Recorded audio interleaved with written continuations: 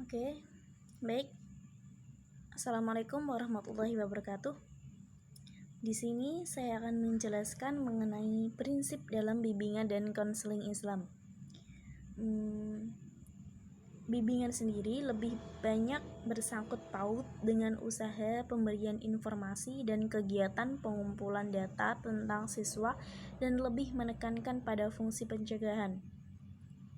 Konseling sendiri juga merupakan bantuan yang dilakukan dalam pertemuan tatap muka dua orang, yaitu antara konselor dan klien. Sebelum kita ke materi lebih lanjut, apa sih itu prinsip bimbingan dan konseling Islam? Kenapa kita harus tahu prinsip-prinsip dalam bimbingan dan konseling Islam?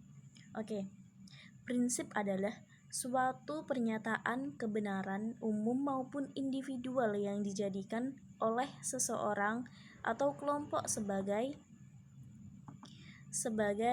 sebuah pedoman untuk berpikir atau bertindak berdasar pada hasil studi tafsir tematik tentang manusia dalam perspektif Al-Quran, utamanya berkaitan dengan tema-tema seperti Allah yang menciptakan manusia, karakteristik manusia, musibah yang menimpa manusia, pengembangan fitrah manusia. Maka disusunlah prinsip-prinsip konseling.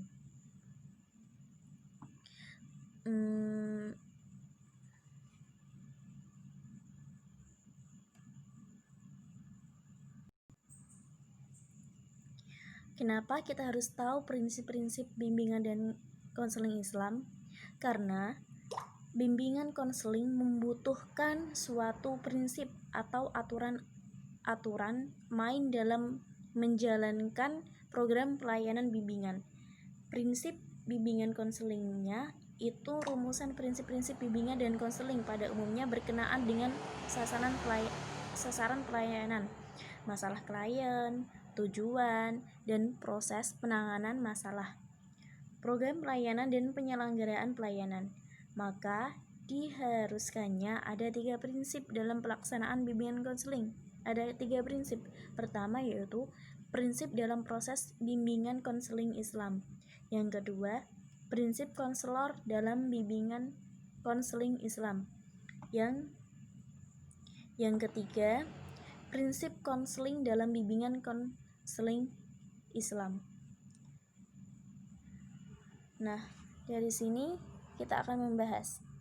Pertama yaitu prinsip dalam proses bimbingan konseling Islam, yaitu prinsip-prinsip bimbingan dan konseling Islam. Yang dimaksud prinsip di sini adalah hal-hal yang menjadi pegangan di dalam bimbingan dan konseling Islam. Di antaranya yaitu seperti setiap individu adalah makhluk yang dinamis dengan kelainan-kelainan kepribadian yang bersifat individual serta masing-masing mempunyai kemungkinan berkembang dan menyesuaikan diri dengan situasi sekitar. Yang kedua, suatu kepribadian yang bersifat individual tersebut terbentuk dari faktor yaitu pengaruh dari dalam dan pengaruh dari luar, dan lain-lain. Setelah itu lanjut yang kedua, yaitu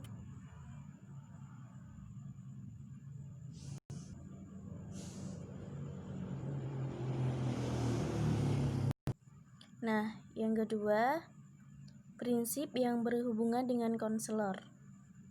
Di antaranya yaitu konselor dipilih atas dasar kualifikasi keimanan, ketakwaan, pengetahuan tentang konseling dan syariat Islam, keterampilan dan pendidikannya.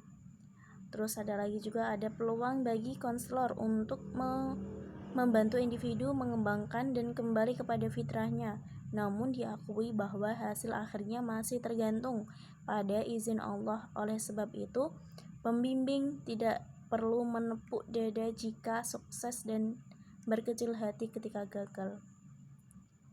Nah, yang terakhir yaitu prinsip yang berhubungan dengan konseli, yang dibimbing.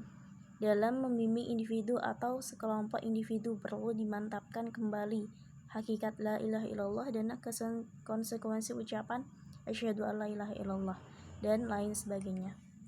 Oke, sekian itu dari saya mengenai prinsip dalam bimbingan konseling Islam.